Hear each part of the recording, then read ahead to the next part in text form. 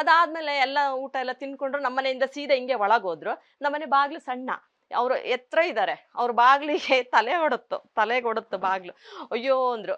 ಇಲ್ಲಪ್ಪ ಬಾಗ್ಲು ಸಣ್ಣ, ನಿನ್ ಬಗ್ಗಿ ಬಾ ಅಂದ್ವಿ. ಹಂಗೆ ಸೀದಾ ಕೊಟ್ಟಿಗೆಗೆ ಹೋದ್ರು. ಕೊಟ್ಟಿಗೆಗೆ ಹೋಗಿ ನಮ್ಮನೇಲಿ ಅವಾಗ ಜರ್ಸಿ ಹಾಕ್ಲಿತ್ತು ಒಂದು 7-8.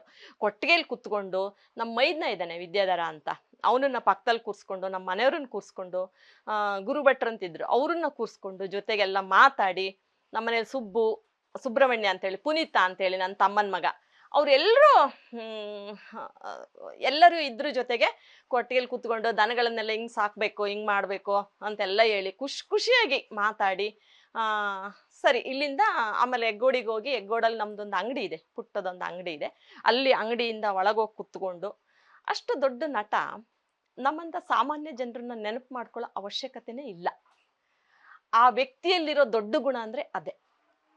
ನಾನು ನಡೆದು ಬಂದ ದಾರಿನ ಮರಿಬಾರ್ದು, ಅಥವಾ ನಾನು ನಡೆದು ಬಂದಿರೋ ಇದನ್ನ ಕಷ್ಟದ ದಿನಗಳಲ್ಲಿ ನನಗೆ ಯಾರು ಇದು ಮಾಡಿದ್ರು ಅವ್ರನ್ನ ನೆನಪಿಸ್ಕೊಳ್ಳೋದು ಇರ್ಬೋದು, ಅವರಿಗೆ ಬಂದ್ರು ಅಂತ ನಾವು ಅನ್ಕೋತೀವಿ.